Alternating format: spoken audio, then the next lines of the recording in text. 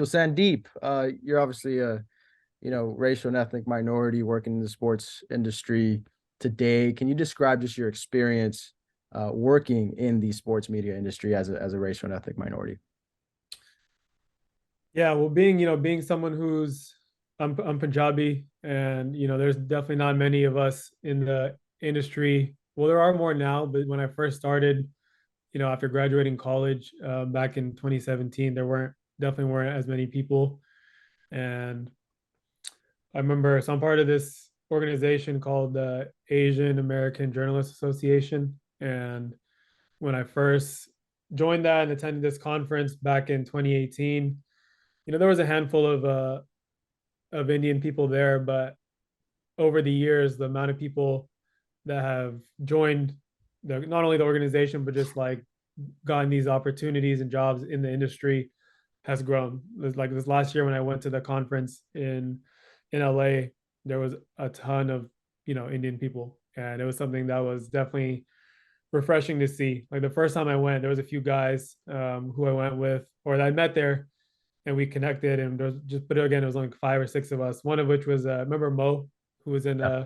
Spear with us. Like he went too. But this past time when I went, yeah, there was like way more people, and it was good to see because it shows that companies are making an initiative to hire more diverse candidates, and even that can be tough because a lot of companies I feel like have this diversity pledge, right?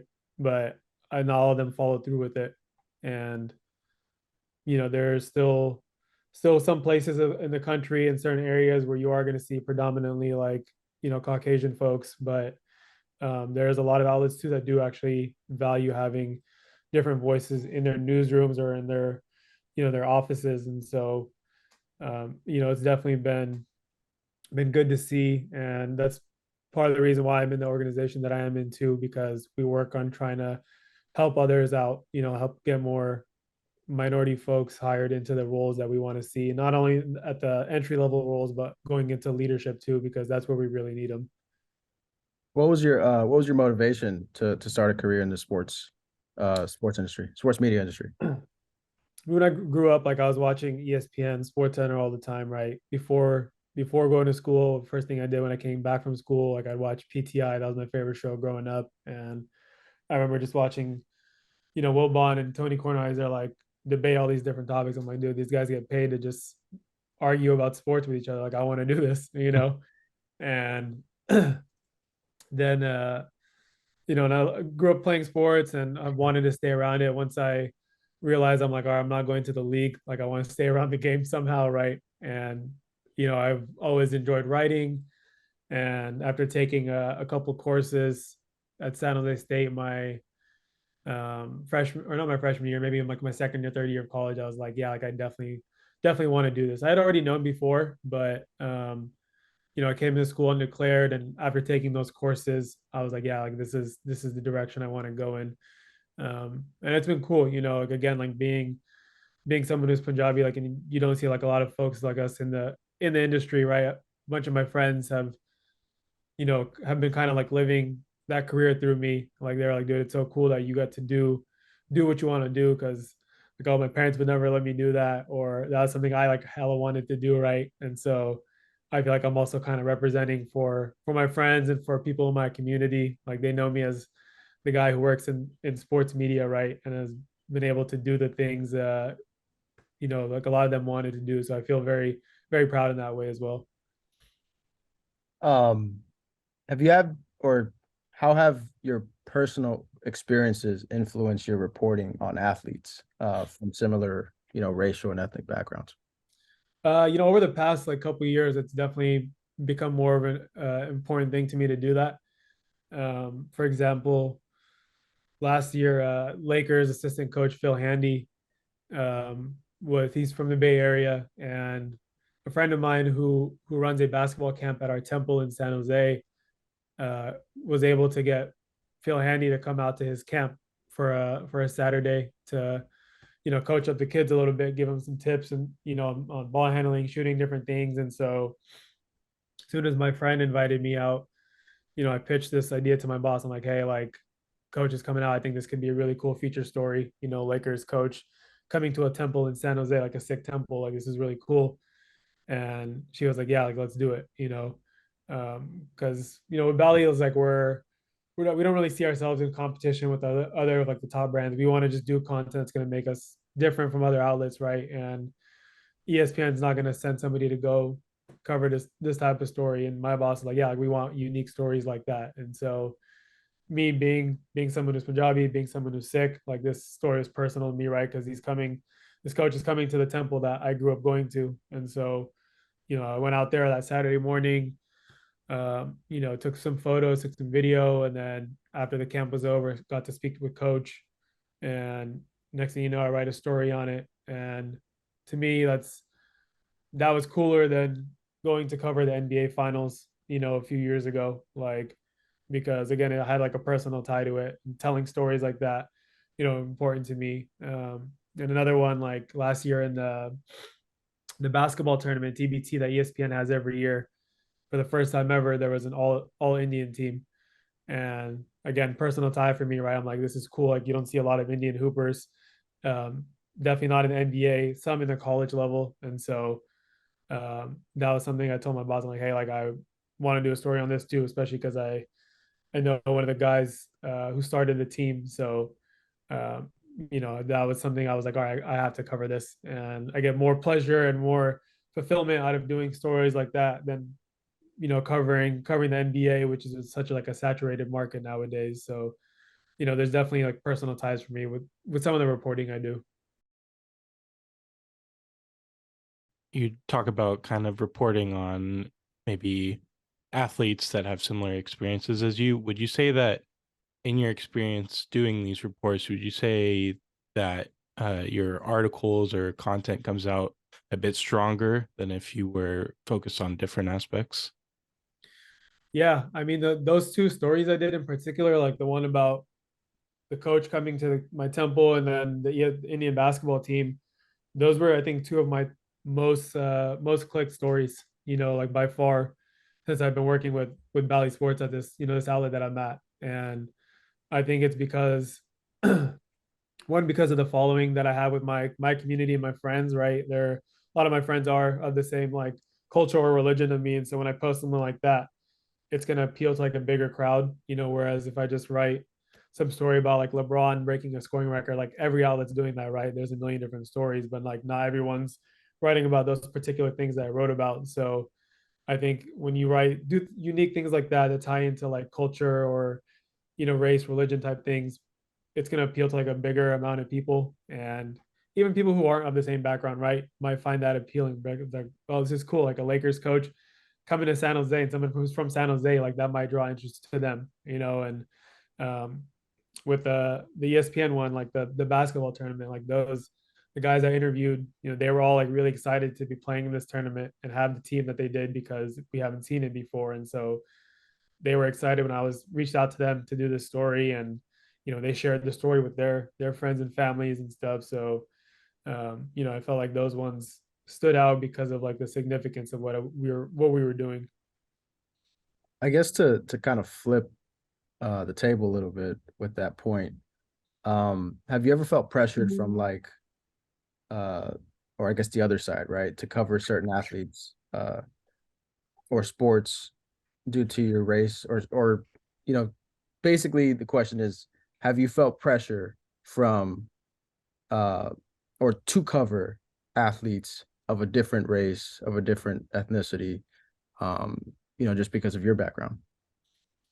I wouldn't say so. I mean, at least yeah, since I've been here at Bally's, my editorial team, like my managers, bosses, they've always supported whatever I've wanted to do. Um, they're never like pushing anything on me. Everyone has their own interests, right? Like for example, one of my coworkers who's African American and black, right? To her, Black History Month is very important, obviously, so she's been doing more of the content this month. And if there's anything she needed help with, obviously I'm here to help. But things like that, it's going to be more personal to her, just as whereas the stories I'm doing are going to be more personal to me. But they're not like pushing on me like, hey, we need you to write something about this, because it'll look good if you do it. So I've never felt that pressure or anything. Do you believe that increasing diversity in newsrooms, the control room, the front office, all that stuff can lead to better coverage and more accurate representation of athletes from different backgrounds? Yeah, 100%. You know, when you have people, regardless of what, ethnicity they are, background, that um, are working in the newsroom, it's you have somebody that's already, chances are they're going to be educated, right, on the cultural norms or religious norms or whatever it is. They know how to handle a situation, or they know how to pronounce the names the correct way or certain words the right way. And they have the knowledge of those things. So it's like, it's going to limit there's not going to be like a learning curve, right, for someone, let's say, who's not well versed on those topics, right? So when you have people of different backgrounds and, in your newsroom, it's going to make things more versatile, and then because they already know what they're doing, what they're talking about, what they're going to write about, report about, it'll come easier for them, and it's going to be more accurate, right? And I think that helps you not only with the quality of the reporting and the accuracy and all that, but also appealing, right, to your audience, because when they turn on the TV and they see someone that looks like them, or they're clicking on a story and they see someone who has, like a name that they can identify as, like, oh yeah, this person is Punjabi, or this person is Hispanic or Asian or whatever it is, they're like, oh, this is cool. Like, maybe they'll be more inclined to like watch the video or to read the article because it's coming from someone that's like them. So I think it can help in a variety of ways. Sandeep, how do you handle criticism from your readers, your viewers, who disagree with your reporting on issues related to race and ethnicity? Honestly, I haven't had that issue yet. Because I mean, for one, I'm not a reporter. I'm a more of a content creator, and so I'm not going out looking for news, trying to break stories. I do more feature style writing, and just things that I feel like will appeal to people on a more, like, I guess, like on a friendly and fun type of basis. Whereas I'm not looking for hard, in-depth breaking stories. And so honestly, thankfully, so far I haven't had an issue where someone's like, hey, you like, this was incorrect, or I didn't like the way you said this. I haven't had that issue. So, because not everything I do is related to those type of stories either.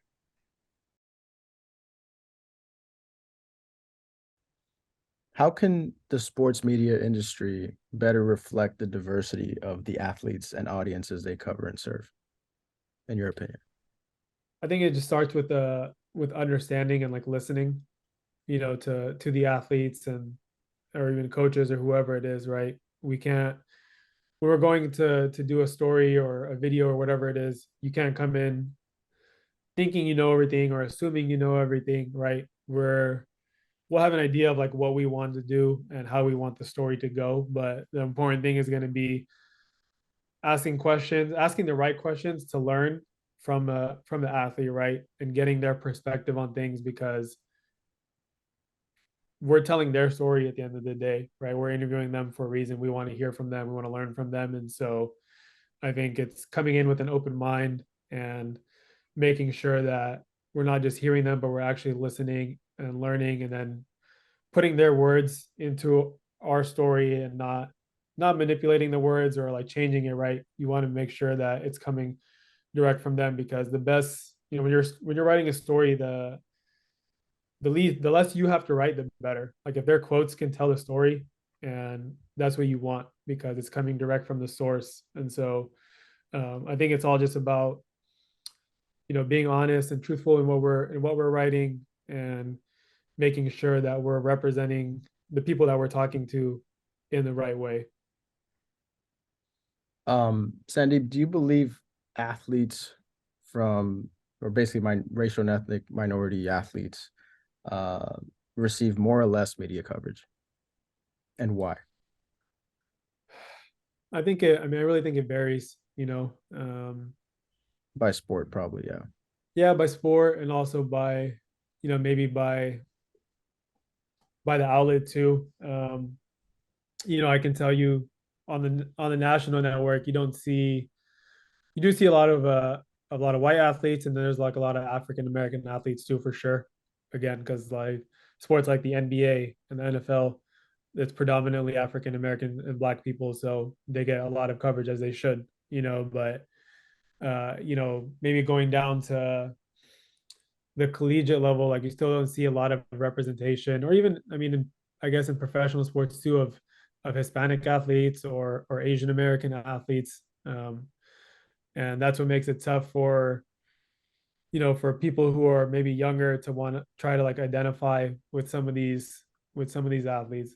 So I have a friend who runs an Instagram page, right? And it's called Amazing HQ. And his whole purpose of this page when he started it was to highlight Asian American athletes in various levels, right? High school, collegiate, or even pro. And so he did that because he got tired of not seeing the proper representation on TV or in national media outlets. And so he took it upon himself to like, hey, if they're not going to do this, I'm going to do it. And so, I think national outlets, big brands like ESPN or Bleacher Report or Fox Sports, CBS, all of them, even my company, like we need to do better job of representing the minority athletes as well. And it's surprising that you don't see it more often because, you know, I feel like over the past few years, the topic of ethnicity and culture and race and all this has become more and more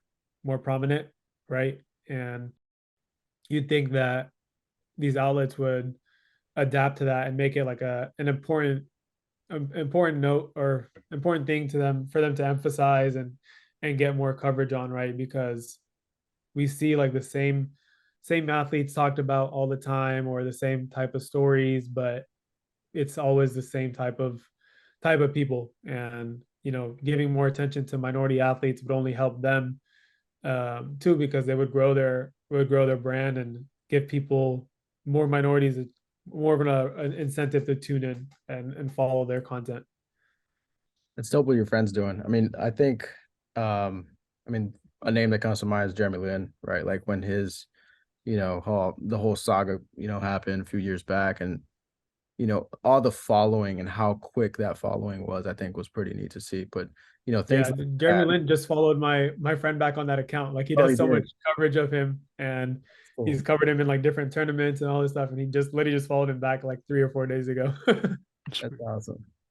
Well, good for him. Kind of finishing up here, what advice, the common advice question, what advice do you give to an aspiring minority sports journalist or someone who wants to get into the sports media industry, and how does that advice differ, do you think, from like a non-racial or ethnic minority? I think for if you're in a minority and you're trying to get into this field, I mean, so many others have done it and are doing it right, like myself and many others. So just keep work hard and make connections with people and do it genuinely is one thing I always tell people, right? Like you don't want to be that person that's like, hey, pick me, like I'm looking for a job or I'm looking for an internship, right? Build genuine connections with people and try to connect with people who are like you too, right? Because they're gonna have gone through a path that maybe will be similar to the one that you're gonna go on. And so, pick people's brains and ask them how they got to where they're at, what kind of things they did. And if you ever feel like you're being treated unfairly because of the way you look or what you are, like don't stand for it. Don't be afraid to speak on it, because people will sometimes try to take advantage of you or try to turn you away because of the way you look, and that's just the reality of the situation, right? Sometimes like I have friends, women in sports who are Asian American, and have told me straight up, like I've had some of these top guys at ESPN say like, dude, you're really good at what you do, but the ratings are always better for someone who's blonde with blue eyes. And I'm not even in that situation, and it pisses me off hearing that, right? Because you have people who are getting these opportunities just simply because the way they look and not the way they perform. I know my friends are definitely capable of making it to that level and thriving, right? But because they're Asian American women, they're not getting the same opportunities, and it's a shame. But they're keeping it pushing, like they're still doing well for themselves, and they have goals that they want to accomplish and dreams that they want to follow. So don't get discouraged, keep it pushing. And I think at the end of the day, if you want something, you'll do whatever it takes to get to that point. So connect with people who are like you, and build the foundation of people, a good group of people that you have in the industry that you can look to for guidance or for mentorship. And on top doing that, on top of like working hard, like I said, will get you a long way. Because one thing I always remember from high school, because there's definitely 99% of stuff I don't remember, but there's one thing I do remember was my senior year high school. My English teacher, he'd always used to tell our class, it's not about what you know, it's about who you know. And when you know the right people, and you have people that will look out for you, which will be the people who want to get more minorities through the door, right? Those people will look out for you. So those are the people you want to connect with, and have good foundations and relationships with. And you kind of touched on like these diversity programs and stuff. That's kind of a very common thing in a lot of companies nowadays. Is there anything that these media organizations can do to further kind of build on the diversity that they're getting from these programs? Yeah, I mean, a lot of companies and organizations are working with um, nonprofits such as the one I mentioned, AAJA. And there's also one for Black journalists called NABJ, and there's one for Hispanic journalists called NAHJ, right? And so there are companies who do value organizations like us. And when we have our annual conferences, they'll sponsor us for different events. And so for example, like late next week, I'm meeting with some people from CBS Sports who are partners of ours, last year for our conference. And they love the work that we do in our organization, and how we're trying to get more outlets to hire diverse candidates and Asian American candidates, right? And they love what we're doing. And so they'll meet with us to work on programming for our conference, and then they'll sponsor us. They'll give us money to put on different events and whatnot, right? So companies like that, that do value diversity, will, at the end of the day, their actions reflect, or the actions speak louder than words, right? Because again, like I mentioned, the companies, so many companies, not even in media industry, but just across any work industry, have diversity pledges on their site, but they're, sometimes when you walk into their environment, it doesn't always reflect that. So actions will speak louder than words. If companies do really value it and want to have diverse candidates working in their office space or whatever the setting is, they'll make the effort to connect with organizations like ourselves and say like, hey, how can we help?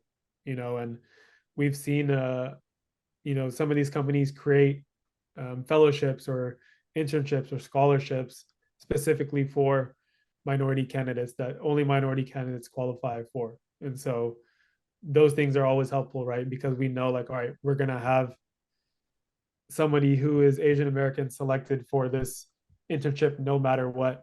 And we're going to be sending someone who's a diverse candidate through your guys' door. So if these companies want them, they'll make it happen.